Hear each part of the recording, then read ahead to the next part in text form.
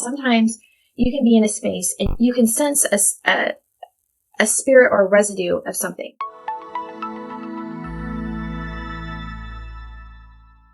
So last week we did a Bible study on another passage in Matthew where Jesus warns about if the light you think you have is actually darkness, how deep that darkness is. I shared a story about a little boy in one of my vacation Bible school classes that could see in the spirit. What he said was that this is like the blue place, when people think they know God, but they don't.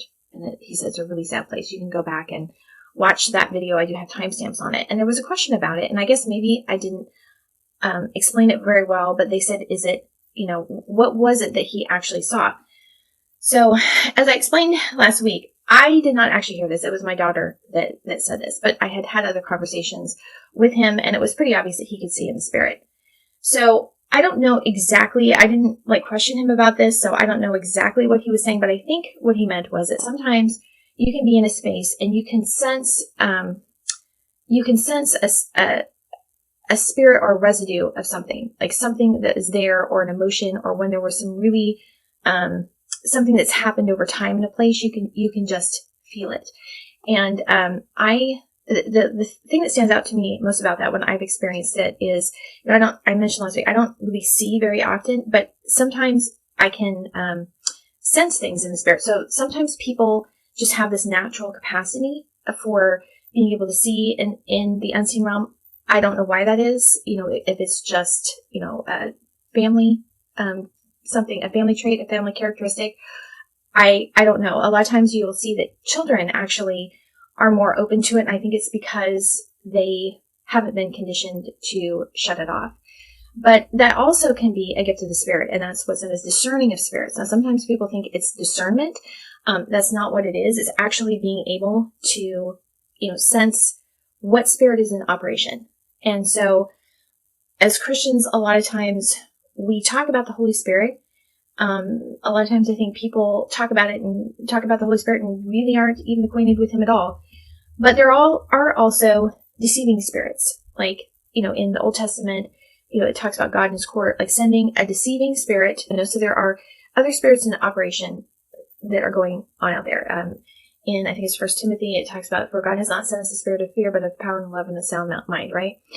So there are spirits in operation that we can give room to in our life if we choose to.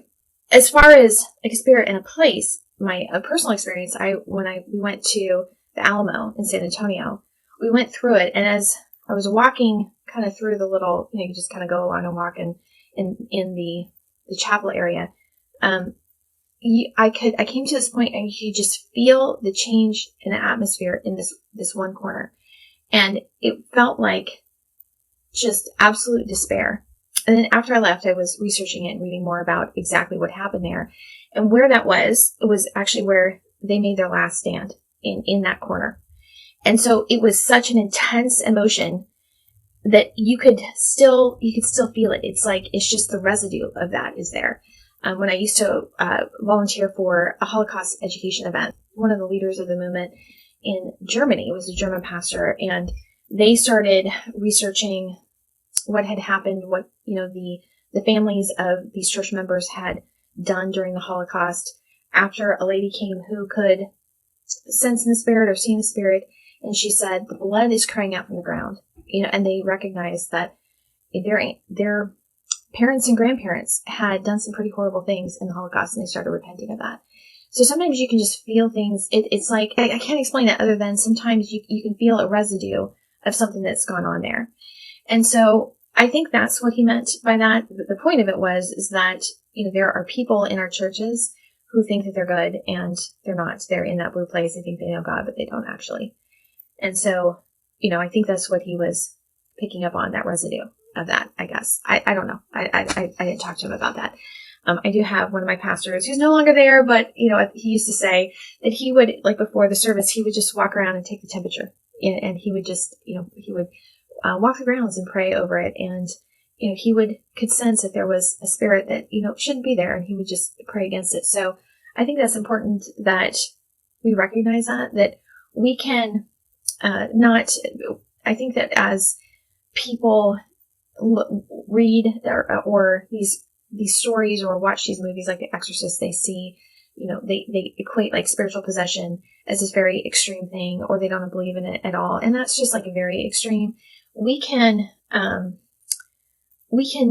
be a companion to, I think, spirits that are not pleasing to God. We can be a companion to critical spirits. We can be a companion to condemning spirits. These are things, and we may even think that we're right in what we're doing, but our heart isn't actually right. What we talked about last week in that one passage where when your light is clean with no dark corners, and then you'll be shine bright, right? So we have to allow the Holy Spirit to continue that sanctification process and clean those out. And when we do that, then there is no space for those unclean spirits, those spirits that are contrary to God.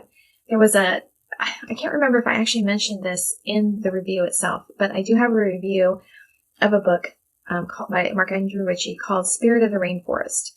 And there in this, there's an account of a missionary coming, and one of the Yanomamo Indians who had become a Christian said he's not a Christian, and they're like, of course he is. They were just couldn't believe that he would say this. And he said no, he could sense another spirit operating in that person. And then it turned out several months later that he actually had been involved in like a lot of not good things. And they said, how did you know? And he said, I could just sense the spirit in him. He said, my spirit had no treaty with his spirit. He could sense it in there. And so as you spend more time with God, and as you like recognize the presence of the Holy Spirit, you recognize the presence of the Holy Spirit in other people too. I mentioned that, I think last week. I don't know when I mentioned this, but I mentioned this one time that I was somewhere, and I could tell from across the parking lot that this other person was a Christian. I could just sense their spirit. There's been other times when I've been talking to somebody and I can sense the Holy Spirit in them, but I can also sense sort of a shuddering there, that there's some sort of block, that the Holy Spirit isn't actually in control of their life. Their Holy Spirit is present. They're a Christian, but they're not letting the Holy Spirit guide and direct their life. You can just feel that sometimes. So anyway, I think I don't know if that makes it any more clear, but I think that's what the little boy was talking about. He'd sense that spirit there. Maybe this residue or something. I don't know.